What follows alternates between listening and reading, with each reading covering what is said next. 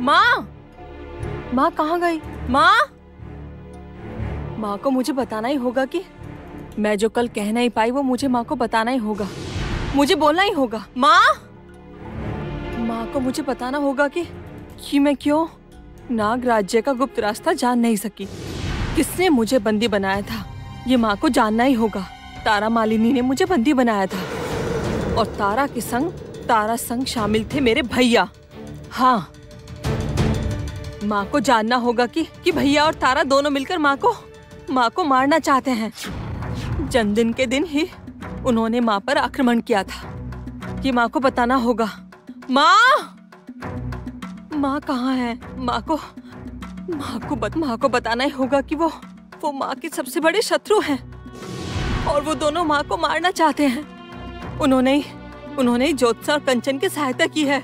हाँ, उन्होंने हर बार ज्योत्सना कंचन की सहायता की है और उनके कारण ही ज्योत्सना कंचन बार बार बच जाते हैं। ये सब माँ को जानना होगा। माँ के शत्रु राजमहल में घूम रहे हैं, मुझे माँ को बोलना ही होगा। हाँ, बोलना होगा। माँ, आप? हाँ, मैं। क्यों, मुझे देखकर तुम खुश नहीं हो? या जो बातें तुमने कही वो मुझे जानने की जरूरत नहीं थी? अर्थात एक बात भूलना नहीं लक्ष्मी, जिसके बारे में बात हो रही है वो मेरा बेटा और तुम्हारा भाई है। नहीं, वो मेरे भैया नहीं, वो मेरे भैया हो ही नहीं सकते।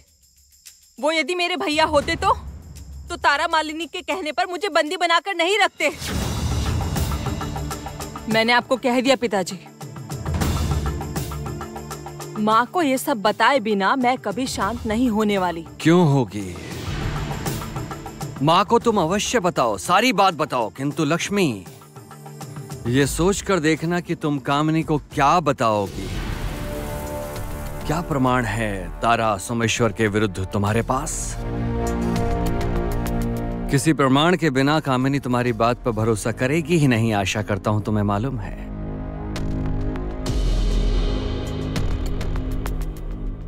तब क्या मैं मुख बंद करके सब सहन करूं? नहीं, एकदम नहीं। क्यों सहन करोगे? जो असल में तुम्हारे पद का कांटा है उसे हटा दो। हाँ, उसे हटा दो। खूब समझकर सोचो लक्ष्मी, तुम्हारे पद की असल रुकावट कौन है? तारा मालिनी। तारा मालिनी के सोमेश्वर के जीवन में आने के बाद से सोमेश्वर का जीवन जैसे बदल गया है, ऐसा है ना? उस तारा मालिनी को तुम्हें रास्ते से हटाना होगा। हाँ पिताजी, ये तो मैंने पहले नहीं सोचा। अब सोचो। और लक्ष्मी पुत्री, इस सामान्य कार्य के लिए कामिनी को विरक्त करने की आवश्यकता नहीं है। कौन है वो तारा मालिनी? वो बची या मर गई, उससे कामिनी का क्या जाएगा?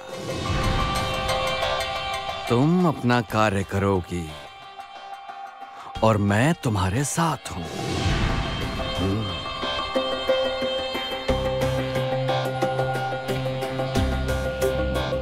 आशा करता हूं लक्ष्मी इस बार तारा को समाप्त करेगी इस धरती से, और फिर सोमेश्वर को समझाना आसान होगा। मुझे अपने हाथों में कालिख लगानी भी नहीं पड़ी और काम भी हो गया।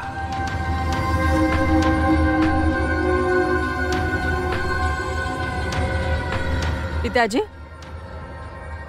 तो फिर कब हमें अपना कार्य शुरू करना होगा? लक्ष्मी पुत्री, हमारा कार्य। कैसा कार्य? कमरे का द्वार बंद करके पिता और पुत्री मिलकर किस कार्य की रूपरेखा तैयार कर रहे हैं?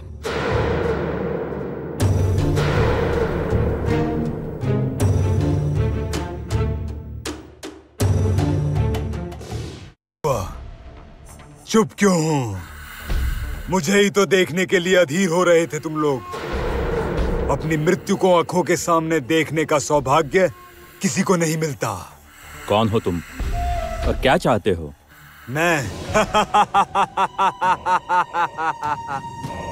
मैं तुम्हारी मृत्यु चाहता हूँ, भस्म कर देना चाहता हूँ। किंतु ये करके तुम्हें क्या मिलेगा?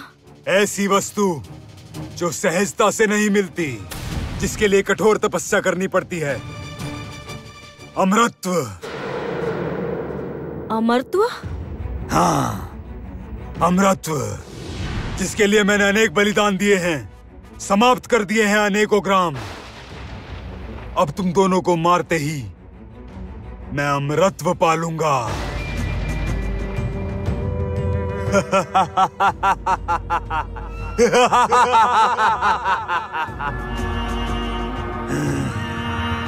ये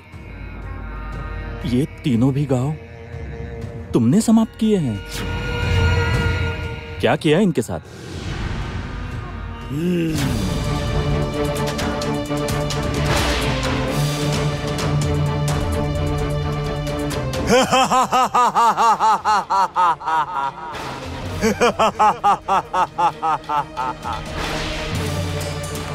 बंद करो ये सब। बंद? ध्वंस लीला कहाँ देखी तुमने? अभी तो शुरू हुई है। सहस्त्र लोगों को भस्म करने के बाद ही असुरराज का आशीर्वाद मिलेगा मुझे। उसके बाद मैं अमर हो जाऊंगा। 2 बलि शेष थी सहस्त्र पूर्ण होने में, और मेरा भाग्य देखो, तुम दोनों स्वयं ही आ गए मेरे पास मरने के लिए।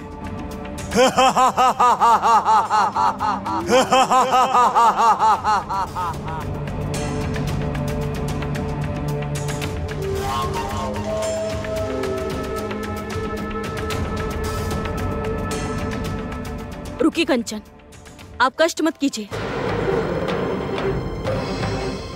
इस भाषक को मैं देखती हूँ। ऐसे पापी को तो मैं कभी नहीं छोड़ूंगी।